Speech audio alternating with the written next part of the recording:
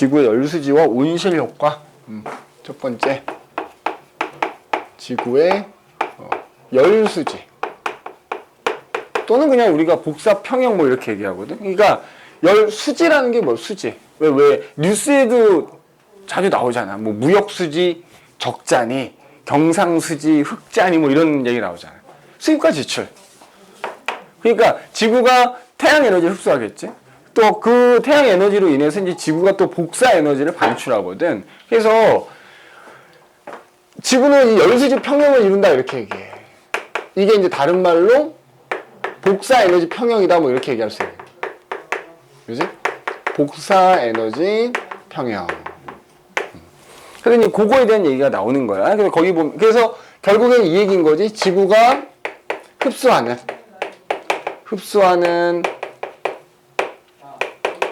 태양 복사 에너지와 지구가 방출하는 지구 복사 에너지가 평형을 이루고 있다, 균형을 이루고 있다 지금 이 얘기거든. 지구 전체적으로는 그래, 전체적으로는. 근데 우리 앞서 대기대순환에서 나왔지만 위도별로는 복사 평형이 아니야. 근데 지구 전체로는 복사 평형을 이루고 있단 말이지. 왜냐하면 위도별로는 왜 아니라 그랬어? 지구가 둥글기 때문에 햇빛이 평행하게 들어오지만 그 지면에 대해서 이 들어오는 햇빛의 각도, 고도가 달라서 단위 면적당 받는 태양 복사 에너지가 다르기 때문에 위도별로는 복사 평형을 이루지는 않지만 결국에는 이제 대기대순환이 일어나고 해수의 순환이 일어나면서 지구 전체적으로는 복사 평형을 이룬다 이 얘기인 거죠. 그죠? 이제 결론은 이제 이 얘기인 건데 이제 이거에 대한 얘기가 쭉 밑에 자세하게 나오는 거야. 그죠? 그리고 이제 이 와중에 온실효과라는 게 일어나기 때문에 또 복사 평형을 이룬다 이렇게 보면 되는. 자, 그런데 이제 그 밑에 보면 이런 그림이 나오거든. 그러니까 이렇게 얘기하면은 이제 우리가 사는 지구는 대기가 있잖아. 근데 복사 평형이라는 거는 대기가 있든 없든 일어나. 그러니까 지구에 만약에 현재는 대기가 있지만 지구에 대기가 없어도 복사 평형은 일어날 거란 얘기야. 무슨 얘기냐? 만약에 지구에 대기가 없는 상황이다 이거지. 뭐 예를 들어서 행성으로 따지면 수성 혹은 달이라고 치자 이거지. 그러면 어쨌든 걔네들도 태양으로부터 태양 복사 에너지를 받아서 흡수할 거 아니야. 맞지? 그럼 흡수한 거를 그거에 의해서 그대로 다 방출하는 거야. 다 방출. 그러니까 무조건 흡수하는 양과 방출하는 양은 어때? 같은 거야, 같은 거야. 다만 이제 대기가 없을 경우에는 해가 비치는 낮에는 그것 때문에 겁나 따뜻한 거고 밤에는 이걸 다 방출해 보니까 굉장히 기온이 내려가서 일교차가 매우 큰 것 뿐이겠지. 그리고 복사 평형을 이루던 온도가 매우 낮은 온도에서 복사 평형을 이루거든. 그러니까 이거잖아. 햇빛이 막 들어와. 그럼 이제 얘가 점점점 따뜻해지겠지. 그러면 따뜻해져서 이제 열을 가지면 열을 가진 애들은 무조건 복사 에너지 방출하거든. 그러면 처음에 0도였다고 치자. 예를 들어서 내 햇빛을 받았어. 얘가 1도가 된 거야. 그럼 1도가 되니까 이제 조금 방출하기 시작하는 거야. 그지? 그리고 또 계속 받아. 그러니까 받은 거보다 이제 내보내는 게 적지. 그러니까 받은 게 더 많으니까 요거하고 요거 차이를 따지면 이제 받기만 한 걸 거 아니야. 100이 계속 들어오는데 처음에는 100을 받았으니까 그것 때문에 온도가 예를 들어 1도가 올라갔다고 치자고. 그럼 온도가 1도 올라간 결과는 조금 방출해. 그럼 방출하는 게 예를 들어서 1이야. 그러면 그 다음 순간에 99를 흡수한 셈이 되니까 어쨌든 99를 흡수했으니까 온도가 올라가지. 근데 100을 흡수했을 때 1도가 올라가면 99를 흡수했을 때 1도보다 조금 안 올라가겠지. 뭐 그런 식이야. 그래서 이거를 10도 단위로 내가 써볼게. 그러면 이런 식으로 그지? 이런 식으로 점점 온도가 올라가. 근데 이제 온도가 올라가면 올라가서 얘가 이제 방출량이 점점 많아지겠지. 많아지다가 어느 순간 방출하는 것도 100이 돼버리면 그때부터는 온도가 안 올라갈 거란 얘기지. 온도가 남는 게 없으니까. 이제 복사평형이. 그런데 현재 그러니까 이제 이 경우에는 이제 28도부터 온도가 안 변하면 이때부터 복사평형을 이룬다 이렇게 얘기한단 말이야. 근데 현재 우리가 사는 지구는 대기가 있는 거잖아. 자, 봐. 대기가 이렇게 있어. 그러니까 대기가 있든 없든 어쨌든 복사평형이 일어나는 거예요. 그러면 태양에너지가 이렇게 들어오잖아. 그럼 좀 이따 이제 자세히 하겠지만 대기가 있으면 그 100%또 흡수를 못 해. 근데 어쨌든 들어와. 이렇게. 들어와. 일부는 뭐 이렇게 이제 반사가 돼서 또 나간다고. 그럼 어쨌든 이제 그 처음에 흡수한 것 때문에 온도가 올라가겠지? 온도가 올라가면 이제 얘네가 방출하는 게 점점 많아질 거 아니야? 그런데 대기가 있기 때문에 특히 대기 중에 있는 특정 성분이 그걸 흡수해버려. 그럼 얘가 흡수하면 얘도 이제 온도가 올라가겠지. 그럼 또 얘가 방출하는 거야. 방출하는데 얘가 다시 땅으로도 되돌려 보낸단 말이야. 이렇게. 그러니까 요것 때문에 어떻게 돼? 요것 때문에?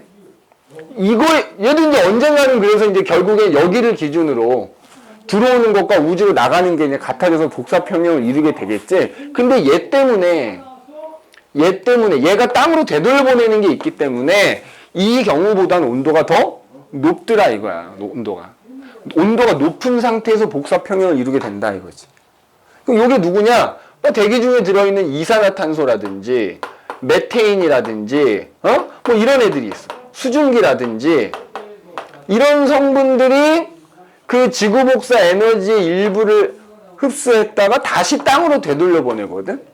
이게 온실 효과야. 그러니까 결국에는 대기가 존재하는 경우에는 그 대기 중에 들어있는 성분에 의해서 온실 효과가 나타나지. 온실 효과가 나타나기 때문에 이 경우보다 더 높은 온도에서 복사 평형을 이루게 된다 이거야. 알겠니? 그래서 그런 온실 효과를 일으키는 기체를 얘네들 우리가 뭐라고 하는 거야? 온실 기체라고 하는 거야. 온실 기체. 알겠니? 온실 효과를 일으키는 기체. 온실 기체 또는 온실가스 이렇게 얘기하지. 다시 꼭 유의해야 돼. 대기가 없다고 복사평형을 안 이루는 건 아니다 이거야. 대기가 없어도 받은 것만큼 내보내니까 복사평형을 이루기는 한다만 이렇게 대기가 있는 경우 있어서 온실 효과가 나타나는 경우에 비해서는 더 낮은 온도에서 복사평형을 이루게 된다 이거야. 알겠니? 그래서 그런 온실 효과를 일으키는 기체를 우리가 온실가스 또는 온실기체라 그래서 대표적으로 한 3가지 정도 나오거든. 수증기, 이산화탄소, 뭐 메테인, 그 다음에 뭐 프레온가스라고 하는 것도 여기 해당이 되고, 뭐 오존도 일정 부분 뭐 이렇게 있어. 근데 아무튼 이제 제일 많이 나오는 애는 얘네 3개. 봐봐. 온실 기체가 여러 가지가 있는데 그 중에서 가장 많은 양을 차지하는 거는 수증기야. 근데 가장 많은 영향을 주는 거는 누구냐 하면 이산화탄소입니다. 온실 효과에 가장 많은 영향을 끼친다. 이렇게 보면 됩니다.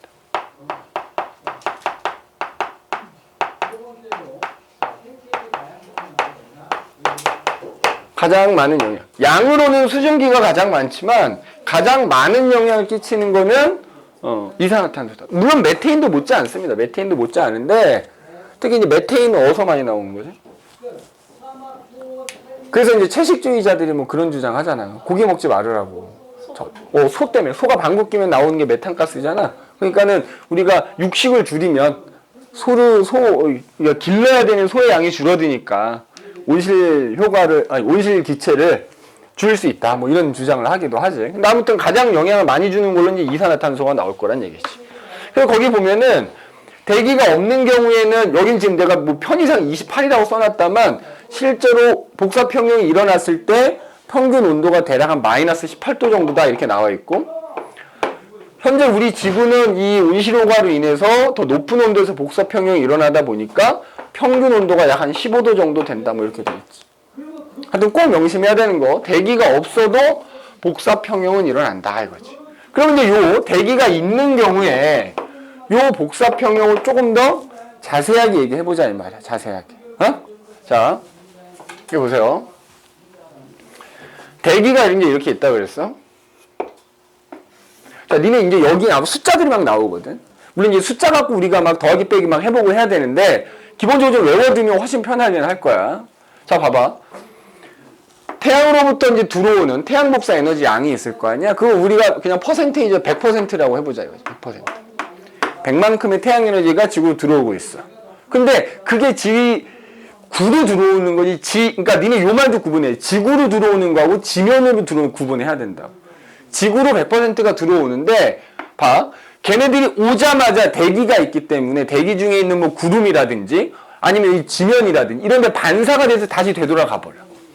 그러니까 일부는 이렇게 대기 중에 있는 구름이나 이런 거에 의해서 반사가 되기도 하고 또 일부는 지면에 의해서 이렇게 반사가 되기도 하고 근데 그 반사되면 어쨌든 다시 우주로 나가버리는 게 한 30% 되는 거야. 한 30%. 그러면 결국 태양 에너지가 100만큼이 들어갈 때 지구가 흡수하는 건 얼마야? 70밖에 안 되는 거야. 근데 그 70을 또 일부는 지면이 흡수하는 거고 일부는 뭐야? 대기가 흡수하는 거야. 일부는.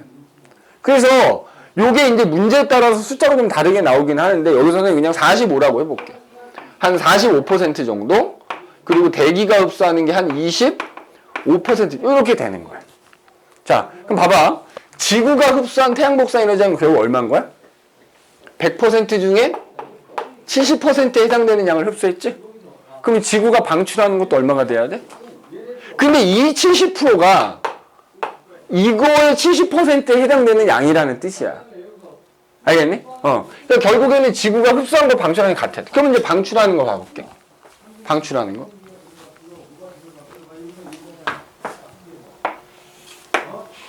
자, 그럼 이제 어쨌든 이 흡수한 것 때문에 지면도 이제 지구 복사 에너지를 방출해. 방출하는데 참고로 태양에서 오는 태양 복사 에너지는 걔네 파장을 가지고 있을 거 아니니? 가장 에너지 세기가 큰 게 뭐냐? 가시광선이야. 그리고 가시광선 뭐 자외선 이런 게 있어. 그러니까 좀 파장이 좀 주로 짧은 애들이 주로 지구에 오거든. 그래서 우리가 이 태양 복사 에너지는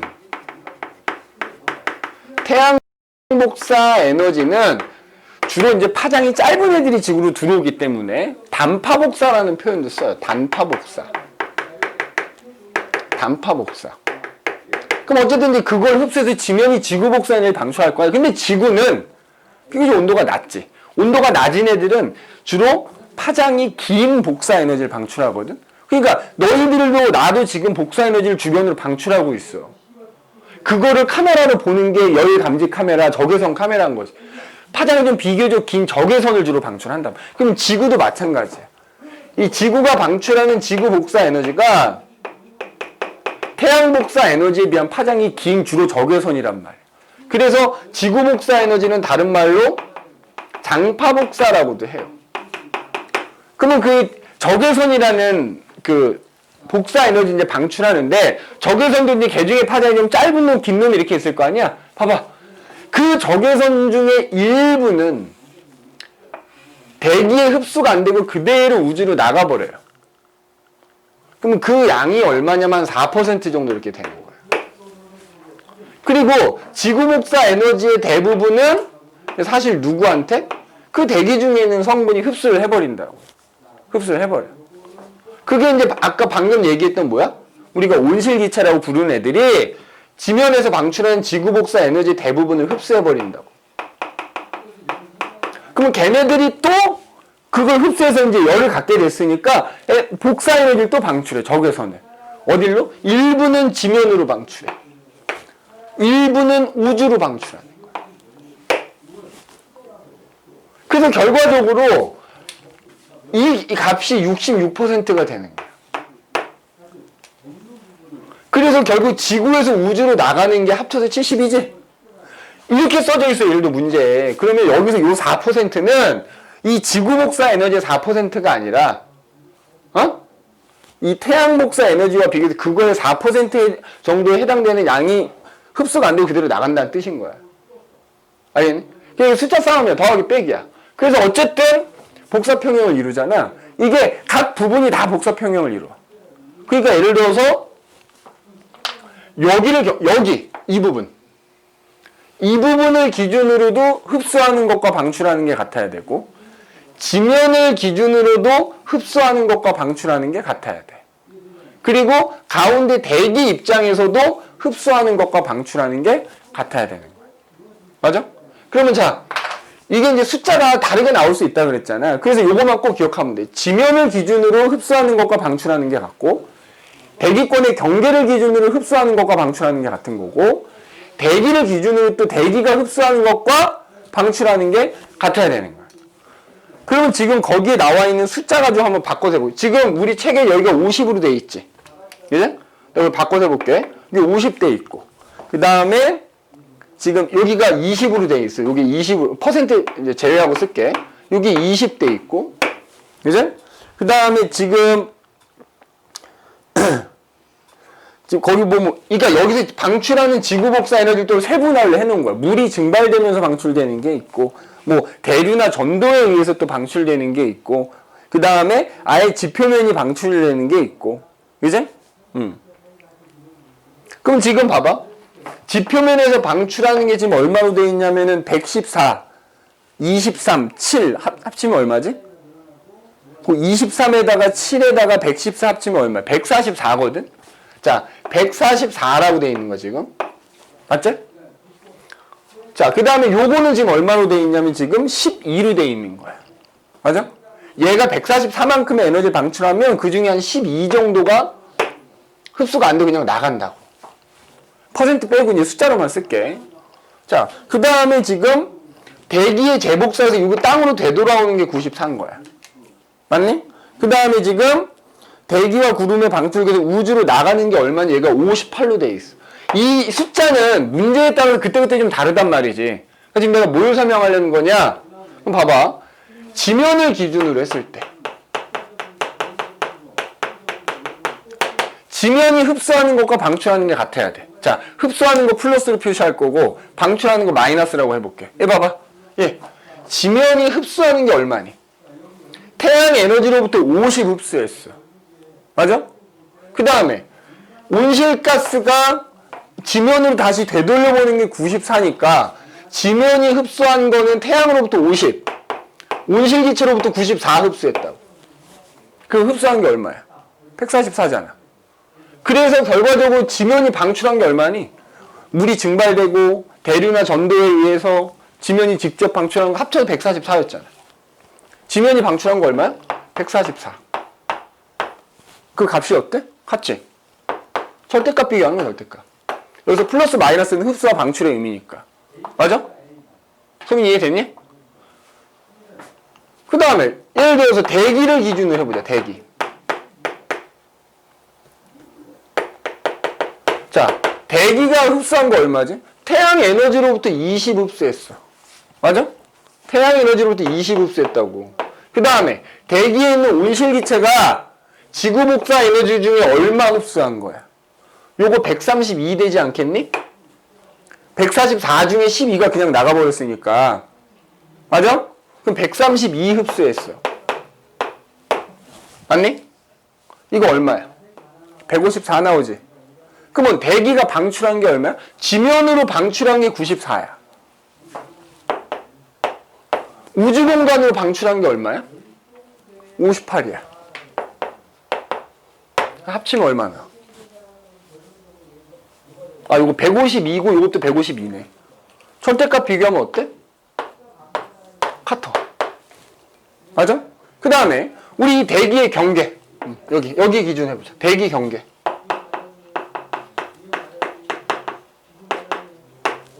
대기 경계.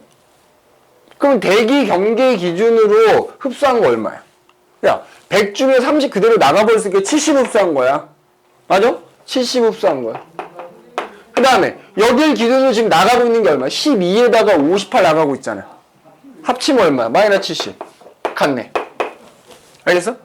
그러니까 평형을 이루고 있기 때문에 어느 부분을 보더라도 흡수한 것과 방출하는 게 항상 같아. 그래서 실제 문제에는 이 숫자들이 일부만 주는 거야.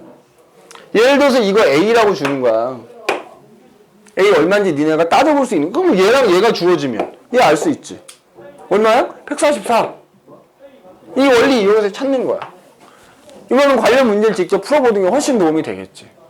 그래서 평형을 이루고 있다 이거야. 평형을 이루고 있다. 흡수하는 양과 방출하는 양이 항상 같아야 된다. 그리고 그 중에서 특히 이 대기 중에 있는 온실기체가 요 지면으로 다시 복사 에너지 되돌려 보내는 것을 우리가 온실효과라고 한다. 된다라는 거고, 그래서 어쨌든 그 온실 효과가 있든 없든 대기는 평형을 복사 에너지 평형을 이루고 있다라는 얘기인 겁니다. 알겠니? 이거 숫자는 그때그때 조금씩 다르게 나올 수 있어요. 그러니까 이 원리를 이용해서 찾아내면 된다는 얘기야. 흡수하는 것과 방출하는 게 같아야 된다라는 거 찾아내면 된다는 얘기입니다. 알겠지? 그러면은 뒤에 보면 이제 지구 온난화 얘기가 나오는데, 그건 내가 잠깐 쉬었다 할 텐데, 이거 봐봐. 이 온실기체가 인간 활동에 의해서 점점점 많아지는 거야. 자, 그럼 여기서 요거 하나만 얘기하고 쉬었다가 온실효과 얘기. 그럼 자, 얘가 많아지면 이거 어떻게 될까? 많아지는 거야. 야, 이거 많아지면 이거 어떻게 돼야 돼? 생각해봐. 얘네 둘 더한 거랑 얘랑 같아야 되는데 얘가 많아지면 얘도 당연히 어떻다? 많아져야지. 이건 변함이 없죠. 맞아? 근데 이것도 변할 수 있어. 왜냐면 예를 들어서 온난화가 일어나면 요 빙하가 녹는다 그러면 얘가 흡수량이 더 많아질 수도 있거든. 근데 뭐 이건 여러 가지 복합적으로 고려를 해야 된다만, 그래서 이제 요거가 많아질 거고, 그죠? 이거 많아질 거란 말이야. 그죠? 이거 많아. 이런 식으로 물어본다는 얘기지. 나중에 가면 이 복사평형하고 이 온난화라는 거, 온실효과가 점점 심해져서 지구가 점점 더워지는 걸 온난화라고 하는데, 그거랑 묶어갖고 이런 식으로 물어볼 수 있어.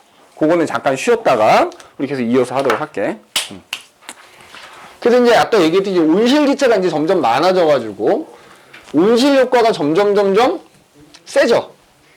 그 결과 지구의 평균 기온이 점점 높아지는 게 이제 뭐야? 지구 온난화인 거야. 온난화. 그죠? 지구 온난화.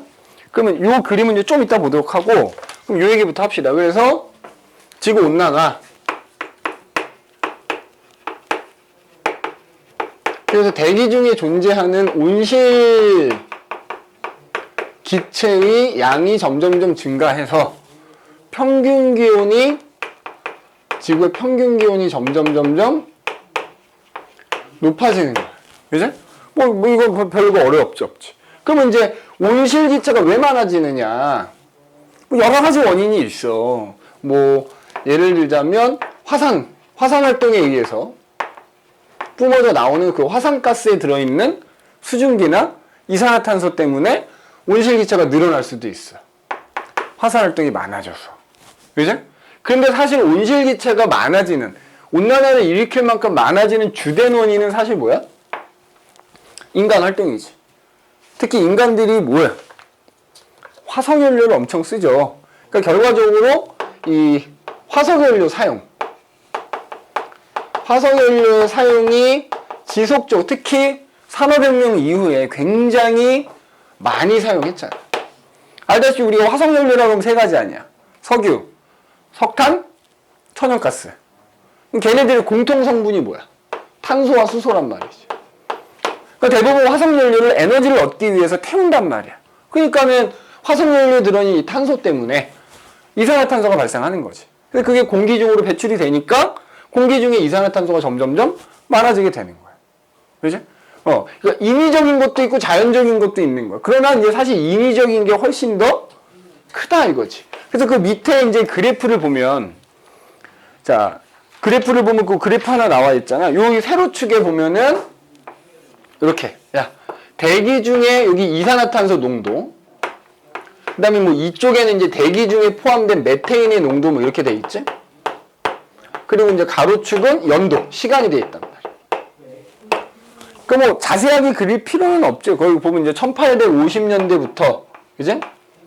여기 뭐 2000년대까지 이렇게 이제 쭉 써 있는데, 보면은 메테인도 비슷한 양상이니까 그냥 이산화탄소만 갖고 얘기하자면 대기 중에 포함된 이산화탄소의 농도가 지속적으로 계속 증가한 걸 볼 수가 있어.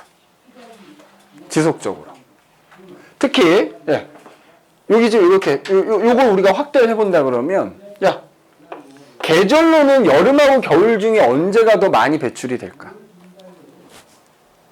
자, 화석연료 사용 때문에 대기 중에 이산화탄소가 점점 이제 많이 배출되고 많아진다고 얘기했잖아. 그리고 근래 들어선 더 급격하게 증가하고 있고. 그러면 계절로 따졌을 때 이산화탄소 배출이 여름이 많을까 겨울이 많을까?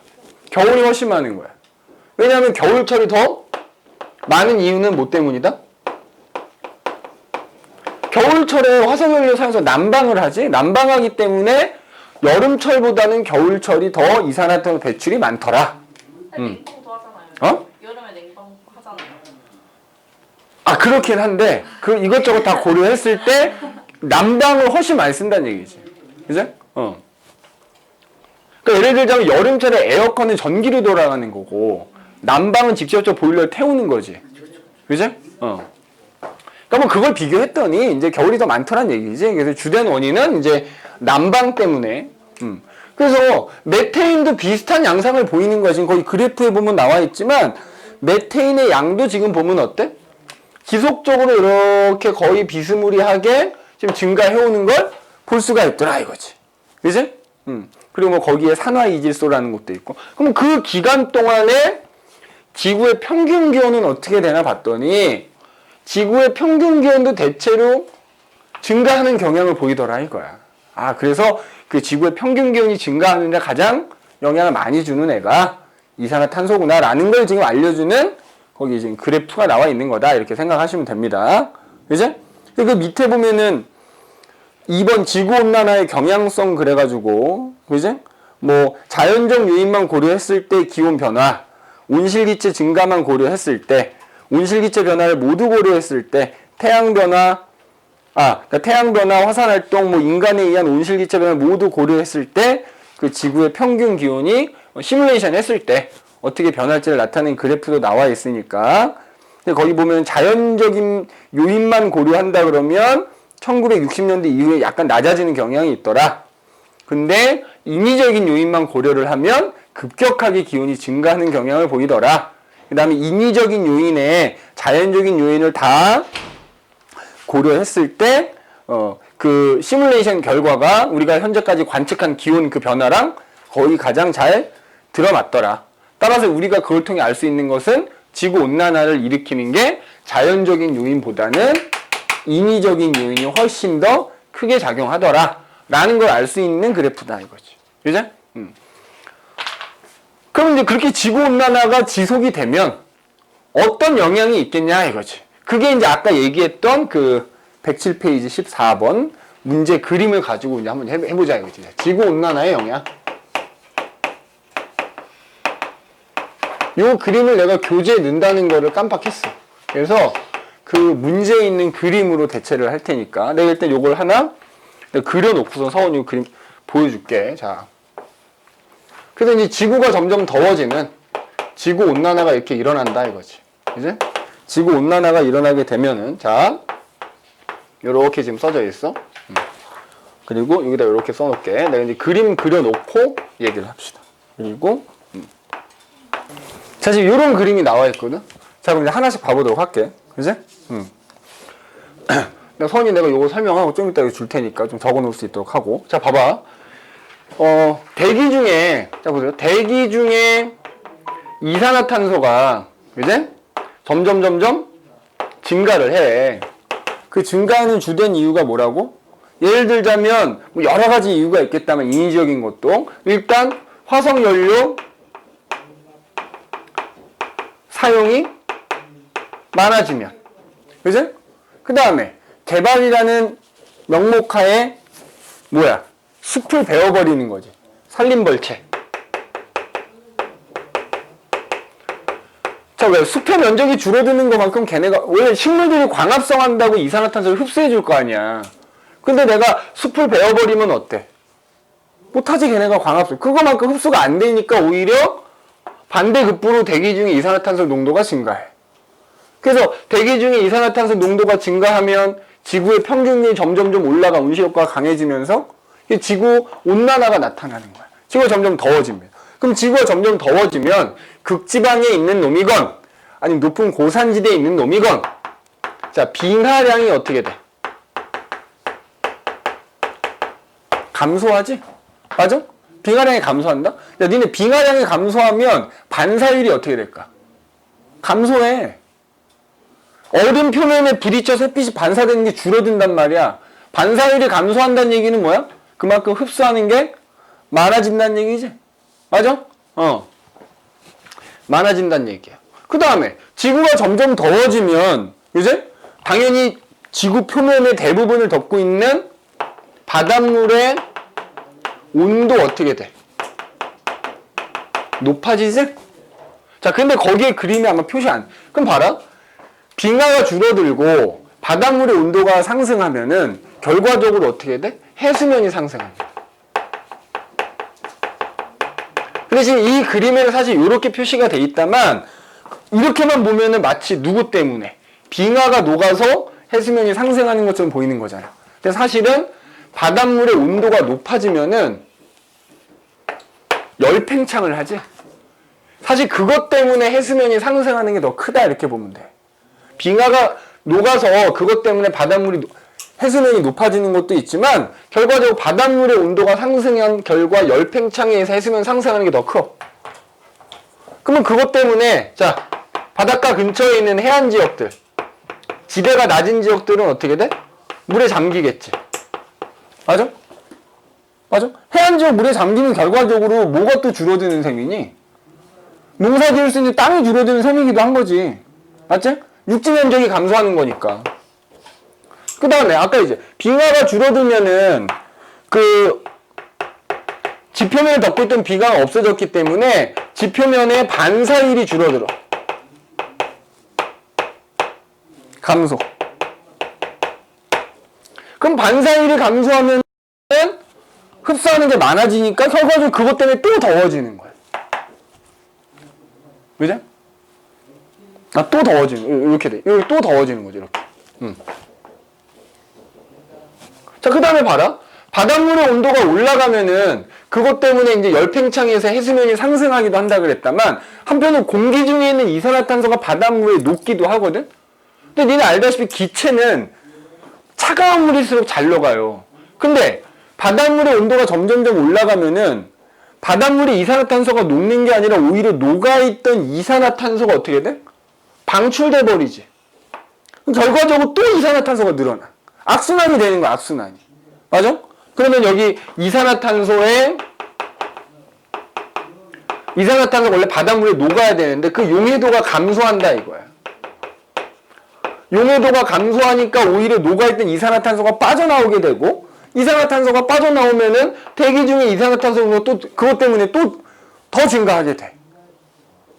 자, 그 다음에 해수면의 온도가 상승하니까 한편으로는 뭐가 또 많아지겠니?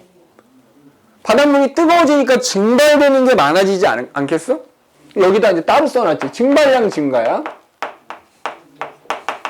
뭐 여기서 증발량은 뭐 강이나 호수가 증발하는 것까지 포함하겠지. 그 다음에 바닷물의 온도가 높아지면 어쨌든 또 증발량이 증가해.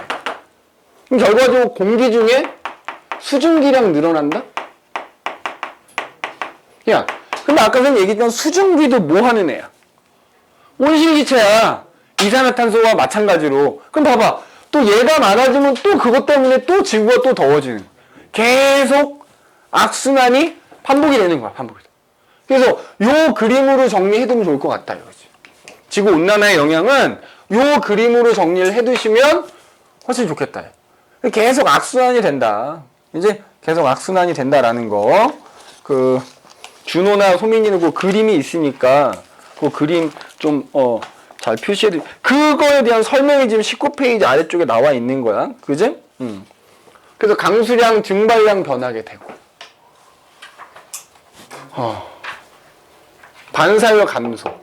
근데 사실 여기 쓰진 않았지만 뭐 예를 들어서 사막화도 더 가속화가 돼요. 사막지대가 넓어지는 것도 더 촉진이 되고, 그지? 근데 아까도 얘기했지만 육지 면적 줄어들게 되는 거고, 그지? 사막화가 촉진되기도 하고, 그럼 또 결국에는 또 이게 계속 악순환 된다라는 얘기인 거. 그다음에 거기 이제 여기 그림에는 표현이 안 돼 있지만 뭐 거기 보면은 뭐 열대성 질병이 확산되는 것도 있고, 그 다음에 자, 그러니까 거기 보면 이런 거 있지. 기후대 변화, 뭐 기후대 변화 같은 것도 있고, 그 다음에 자, 우리나라 같은 경우도 예를 들어서 바나나 같은 거 옛날에 제주도에서나 조금 키울까 말까 했대. 아열대 기후여서. 근데 지금 바나나 어떻게 돼? 남해안에서 다 기를 수 있어요. 그러니까 아열대 기후인 지역이 점점점 넓어지는 것이. 이거 기후대 변화. 그죠? 기후대 변화. 그리고 뭐 예를 들자면 그런 것도 있지. 뭐 예를 들어 점점 더워지니까 봄꽃이 피는 시기가 점점 빨라진다든지. 그죠? 그 다음에 예를 들어서 동물들 생태계도 변화가 될 수 있어. 예를 들어서 겨울에 좀 추워서 겨울잠을 자야 돼. 근데 겨울잠 안 잘 수도 있어. 그럼 생태계 변화도 가져올 수 있는 거고. 그 다음에 우리 앞에서 배웠던 엘니뇨라든지 라니냐 같은 것들이. 응?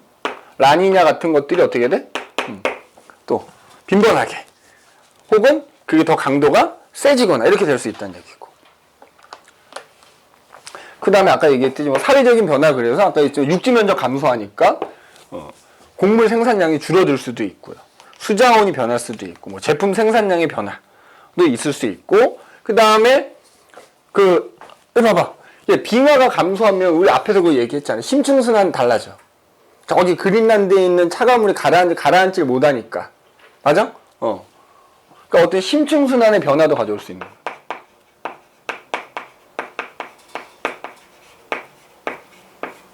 그럼 심층순환이 변하면 사실 표층순환도 변하게 되는 거고, 얘네들의 강도가 세지기도 할 것이고, 그죠? 식생 변화도 있을 것이고, 아까 얘기했듯이 이제, 기후대가 변하면서, 이제, 제주도 쪽에서만 자라던 바나나가 뭐 예를 들어 남해안에서도 키울 수 있다든지 하는 식생 변화. 그리고 그런 것도 있지. 우리 동해안에서 유명한 그 특산물 뭐냐, 명태. 동해에서 안 잡히죠, 지금은. 왜 안 잡히냐? 물론 너무 많이 잡은 것도 있지만, 명태가 원래 한류성 어종이야. 차가운 물을 좋아하는 애인데, 수온이 너무 많이 높아지면서 걔네가 어디로 다 올라간 거야? 수온이 낮은 러시아 쪽으로 다 올라간 거지. 그래서 우리가 지금 밥상에서 먹는 명태 이런 것들 다 러시아산이잖아. 뭐 최근 들어서 명태가 조금 뭐 인위적으로 이제 풀어놔서 이제 잡힌다고는 하지만, 아직 갈 길은 멀은 거지. 선생님 어렸을 때만 해도 흔한 게 명태였다고요. 다 국산이었지. 수입산도 없었어. 근데 지금은 국산을 찾기가 오히려 하늘의 별 따기인 거지. 그러니까 그런 것도 이런 지구 온난화의 영향이라고 볼 수 있어. 너무 많이 잡은 것도 있지만 그렇게 어떤 수온 변화로 인해서 식생 변화가 나타났기 때문에 그런 것도 있다. 그래서 뭐 나머지 내용들을 한번 쭉 읽어봐 주시면 될 거예요. 그래서 거기 20페이지 보면 그래서 한반도 같은 경우에는 그래서 기후변화 경향성 최근 100년 동안 지속적으로 기온이 상승했다. 강수량도 대체로 많아졌다. 니네 올해만 해도 확 느끼지 않냐? 작년에 장마 기간에 비가 거의 안 왔잖아. 근데 올해 장마는 몇 년 동안 비 안 오고 한꺼번에 다 쏟아부은 걸로 느껴질 만큼 비가 많이 왔지. 장마도 굉장히 길었고. 그리고 막 태풍도 연달아 막 3개가 올라오고. 그지? 거기 보면 겨울 일수. 우리 알다시피 여름 점점 길어지고 겨울 짧아지고요. 그 다음에 여름에는 오히려 열대야가 또 길어지고. 그러니까 열대야가 뭐야? 니네 한밤중에 기온이 25도 이하로 안 내려가면 열대야거든? 그 열대야인 기간도 길어지고. 오히려 겨울은 또 근데 또 그 짧은 겨울에 춥기도 오지게 또 춥고. 뭐 그런 것도 있고. 그 다음에 뭐 수온 상승. 그래서 거기 나와 주변 해역 수온이 상승해서 한류성 어종이 줄었다. 아까 명태 얘기했지. 명태 같은 거 줄었다. 그 다음에 아까도 얘기했지만 추운 겨울을 지나고 따뜻한 봄이 되면 꽃이 펴야 되는 애들이 겨울이 짧아졌으니까 그만큼 따뜻한 시기가 길어지니까 봄꽃이 더 빨리 펴. 그리고 아까 얘기했듯이 이제 기상이변 올해 많이 경험했지. 태풍도 막 연달아 막 굉장히 강한 태풍도 많이 발생하고 태풍 영향도 많이 받고 비도 많이 오고 이런 기상이변. 그 다음에 뭐 아열대 기후 지역 확대. 아까 얘기했지 바나나가 제주도 근처에서만 재배가 가능했었는데 이제는 남해안에서도 어렵지 않게 재배할 수 있더라. 이런 것들. 그 다음에 해양 산성화 그래서 온실기체 증가로 해수에 녹은 이산화탄소 농도가 증가하면서 pH가 감소해서 해양 산성화가 일어나더라. 그러면 해양 산성화가 일어나면은 예를 들어 단단한 껍질을 만들어야 되는 애들 있지. 석회질 성분을 이용해 껍질을 만들어야 되는 껍질을 못 만드는 거지. 그래? 뭐 그런 문제도 있다는 얘기야. 근데 그 용해도가 감소한다고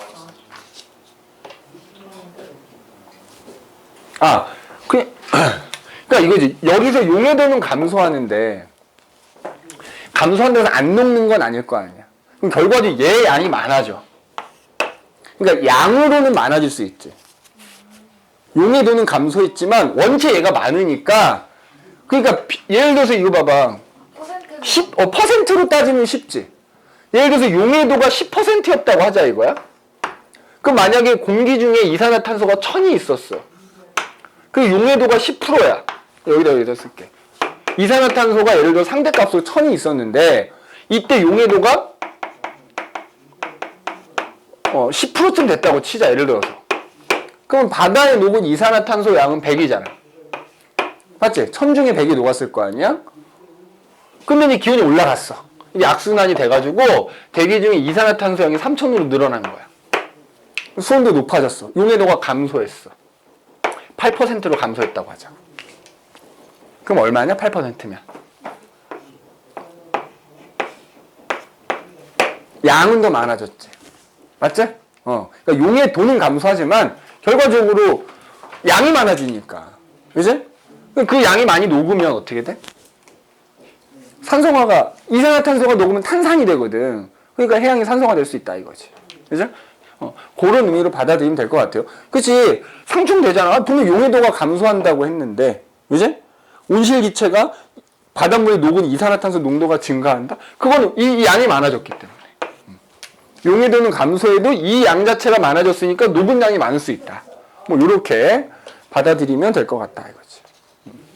그래서 어쨌든, 장기적으로 봤을 때는 이 온난화를 줄여야 돼. 그지? 그러려면 우리가 온실기체 배출을 줄여줘야 되겠다. 그지? 줄여줘야 된다. 그래서 그 밑에 보면은, 기후변화와 대응 방안 이렇게 나오지. 기후변화와 대응 방안.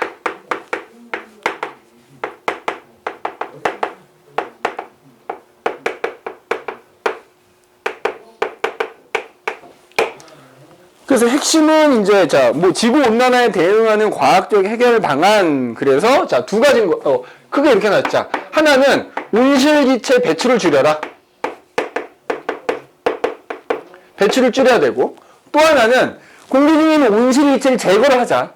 한편으로는 배출을 줄이면서 한편으로는 온실기체 제거하자 이거지. 그지? 온실기체 제거하자 이거야. 또 그 다음에 다시도 하는 거지. 태양 복사 에너지가, 그러면 조금만 왜냐면 이제 복사 평형을 이루니까 태양 복사 에너지량을 좀 줄여주면 방출되는 게, 지구 복사 에너지 방출하는 게 줄어드니까 결과적으로 이산화탄소 온실기체 많이 못 줄이더라도 되돌아오는 게 적어질 거 아니야. 그지? 태양 복사 에너지 줄이자. 지구로 들어오는 태양 복사 에너지를 조금 감소시키자. 뭐 이렇게 크게 세 가지 지금 방법이 나오고 있는 거지. 자, 예를 들어서 온실기체를 배출을 줄여야 돼. 그럼 우리가 할 수 있는, 개인이 할 수 있는 노력도 있고, 국가가 할 수 있는 노력도 있고, 국가 사이에 또 할 수 있는 노력들도 있겠지. 그래서 뭐 여러 가지가 있겠다만,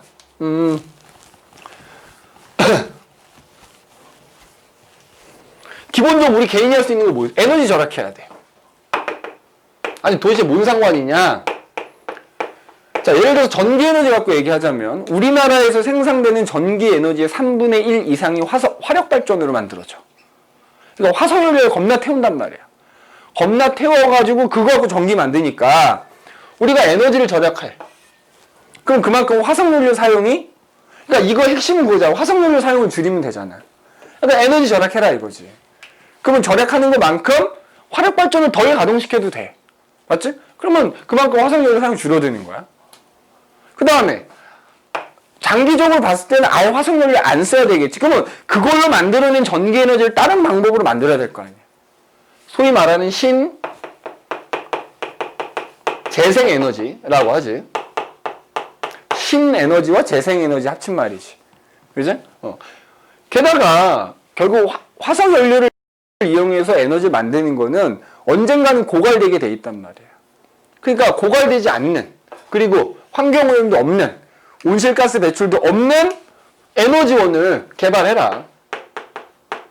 뭐 대표적인 게 뭐 있어? 뭐 태양열 발전, 태양광 발전, 풍력 발전, 조력 발전 뭐 이런 것들이 있겠지? 그런 것들을 적극적으로 개발하고 이용하자. 그지? 그런 거 있을 것이고. 그 다음에 또 반대로 에너지 절약하는 방법 중에 하나이기도 한데, 기왕이면 같은 성능을 내는 어떤 전자제품이라든지 기구들이라면 에너지 효율을 높이는 방법을 개발해라.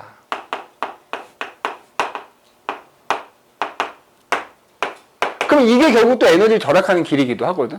멀리서 이거야. 자, 예를 들어서 이 지금 우리 교실에 쓰는 이 형광등 하나가 40W짜리야.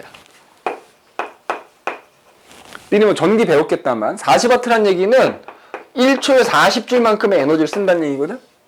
근데 지금 얘랑 밝기는 얘가 더 밝지. 맞아? 성능 얘가 더 좋은 거야. 근데 얘는 소비 전력이 15W야. 12W인가? 이거 내가 설치했거든? 그러면 더 밝은데 전기 에너지 더 적게 쓰는 거야. 그럼 얘가 에너지를 훨씬 좋은 거야. 심지어 수명도 길어. 거의 보통 우리가 요즘에 많이 쓰잖아. LED 전구라고 하는 것들은 니네 죽을 때까지 써도 걔가 아예 고장나서 망가지지 않는 이상은 수명이 죽을 때까지. 거의 반영구적이야. 몇만 시간 되니까. 그지? 몇만 시간 되니까. 근데 이런 것들은 어때? 몇 달 쓰면 여기 옆에 시커매져가지고 또 교환해줘야 돼. 전기도 오지게 먹고 몇 달에 한 번씩 교체해줘야 돼. 근데 얘네들은 전기도 되게 밝은데 뭐 물리적으로 고장나지 않는 이상은 거의 영구적으로 쓸 수 있지. 그지? 이 아파트 단지가 재개발돼서 없어질 때까지 써. 교환 안 할 거야. 얘는 아마 그때까지 몇 개, 수십 개는 교환해야 될 거야. 그지? 뭐 단편적인 예를 들자면 뭐 8년 있다 된다 그러더라. 여기 아파트. 그지?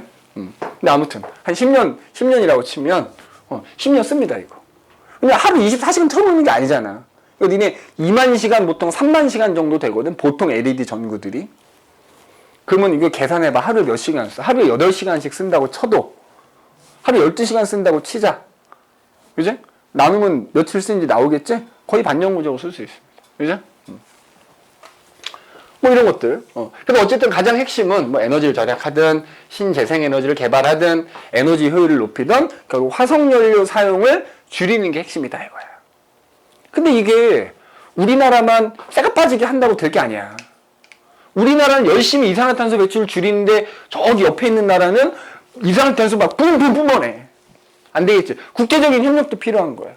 그래서 그 국제협약, 여기서 알아야 되는 거. 국제협약.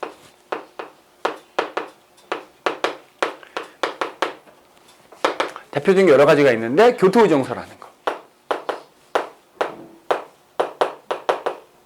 선진국들이 모여가지고 교토에 모여가지고 야, 이산화탄소 배출을 감축하자, 줄이자. 그래서 선진국, 개발도상국 뭐 이렇게 나눠가지고 니네는 얼마까지만 배출해라. 니네는 얼마까지만 배출해라. 모자라면 서로 탄소 배출권이라고 해서 그것을 돈 주고 사든 주고받아라. 우리 주식 거래하듯이 거래해라. 라고 하는 게 이제 교토의정서야. 그래서 이산화탄소 배출을 줄이기 위한 국제협약, 그러면 이제 교토의정서 꼭 떠올려. 이 시험에 되게 잘 나와. 거기 밑에 보면 나오지? 교토의정서 채택 그리고 나오고. 그죠? 그 다음에 마찬가지로 또 나오는 게 UN 기후변화 협약이라고. 이것도 되게 많이 나와. UN 기후변화 협약. 이런 것도.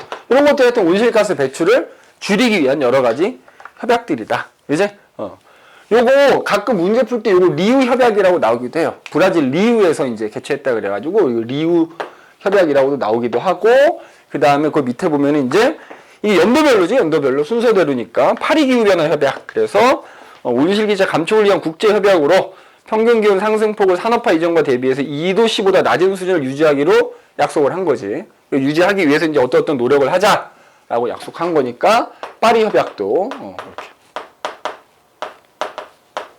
왜냐면 니네 이제 공부하다 보면 여러 가지 협약이 나오거든. 요거는 지금 뭐야? 온실가스하고 관련된 협약들이지. 그걸 섞어놔요. 예를 들어 몬트리올 의정서라는 거였어. 얘네 몬트리올 의정서 들어봤니? 당연히 캐나다 몬트리올에서 이제 한 거겠지. 그러니까 만약에 정말 어이없지만 다음 보기 중에서 온실가스 감축을 위한 협약이 아닌 거 고르라고 할 때 이게 섞여 나와. 이거 뭘까? 이거는 오존층 파괴. 그래서 그 오존층을 파괴하는 물질이 뭐야? 대표적인 프레온가스지. 그 프레온가스를 사용하지 말자. 이거에 대한 협약이야. 프레온가스 감축. 그래서 여러 가지 협약, 의정서 이런 게 나오면은 얘네는 온실가스와 관련된 협약들이다. 이건 온실가스하고는 관계가 없다. 이거는 오존층 파괴를 줄이기 위한 이제 프레온가스 감축을 위한 협약이다. 뭐 이런 거 보시면 되겠고. 자, 그 다음에 거기 보면 이제 온실 기체를 또 제거하는 방법. 그리고 거기 나와 있지만, 공기 중에 있는 이산화탄소를 강제로 끌어모으는 거지. 거기 보면 이제 그 그림이 간단하게 나와 있는데, 이산화탄소를 포집하는 장치를 설치를 해가지고, 공기 중에 있는 이산화탄소를 제거하는, 그지? 이런 장치를 설치해서 하는 거, 그지? 거기 보면은 산업시설에서 발생하는 이산화탄소를 모아서 지층 속에다 저장을 해라. 그지? 그 다음에 해양 비옥화. 해양에다 영양분을 공급해서, 그지? 자, 이거 100% 좋다고만 할 수 없는 게 자칫하면 이제 소위 말하는 적조현상, 녹조현상 같은 거 일어나가지고, 해양이니까 이제, 적조현상이겠다만, 바닷물에다가 영양 공급해가지고 식물성 플랑크톤 늘린대. 그럼 얘네들이 뭐 하는 애들이야? 그렇죠. 광합성화해서 공기 중에 이산화탄소를 지들이 막 흡수할 테니까. 근데 자칫하면 아까도 얘기했듯이 녹조현상, 적조현상 같은 거 발생할 수 있어서 또 생태계에 영향을 줄 수 있기 때문에 그거 잘 컨트롤을 해야 되겠지. 그죠? 요런 것들이 이제 대표. 그리고 가장 좋은 방법은 뭐 하면 돼? 현재 사막이 점점 넓어지고 있다. 이게 사실 사막화라고 하는 게 온난화의 영향도 있거든. 그래서 중국 같은 경우에 실제로 사막화 때문에 황사도 많이 발생하고 하니까 끊임없이 갖다 모시면 나무를 심지. 그러니까 그런 조림 사업이라고 하지. 그러니까 그것도 어떻게 보면은 이런 온실기체를 제거하는 한 방법 중에 하나가 되겠지. 꾸준하게 뭐야? 나무를 갖다 심는다. 나무 심기. 이것도 하나의 온실기체를 제거하는 방법이다. 이렇게 볼 수 있겠죠. 그죠? 별거 아닌 것 같지만. 그럼 사막화도 줄이고, 공기 중에 있는 이산화탄소도 감소시킬 수 있고. 근데 이제, 이게 세계적으로, 특히 아마존 같은 경우에는 지금 이 순간에도 뭐, 우리나라 면적만큼이 매일 뭐, 이렇게 사라지고 있다고 하잖아. 그죠? 근데 사라지는 건 쉬운데, 나무 심어서 걔네가 원래 상태로 되기까지는 정말 몇십 년, 몇백 년이 걸리기 때문에. 근데 아무튼 이것도 하나의 방법이 돼. 그 다음에, 세 번째는 거기 나오지만 태양 복사에너지 아예 감소시키는 거지. 그지? 그러면 반사되는 게 많아지게 하면 되는 거야. 그러니까 거기 나와 있지만 에어로졸이라고 하고 작은 입자들을 지구 바깥에 뿌려. 그럼 햇빛이 어때? 반사되겠지. 반사되는 게 많으니까 일단 지구로 들어오는 게 적어지겠지. 그러니까 현재 시점에서 지구가 너무 더우니까 들어오는 게 줄어들면 지구 복사 에너지 방출도 줄어들 테니까. 그지? 그래서 거기 보면은 우주에 반사막을 설치해서 태양 복사 에너지를 뭐 반사시킨다든지 우주에 에어로졸이라고 하는 조그만 입자들을 뿌린다든지 아니면 반사막을 설치한다든지 해가지고 뭐야 결국 반사율을 높게 만들어주는 거야. 그럼 결과적으로 들어오는 태양 복사 에너지가 좀 줄어들 수 있다. 뭐 이런 얘기가 되겠지. 그래서 이런 뭐 여러 가지가 있다라는 거 기억을 해두시면 되겠더라. 자, 그래서 우리가 이제 기후변화까지 쭉 살펴봤고요. 잠깐 쉬었다가 이제 별, 우주 단원 얘기를 좀 해보도록 합시다.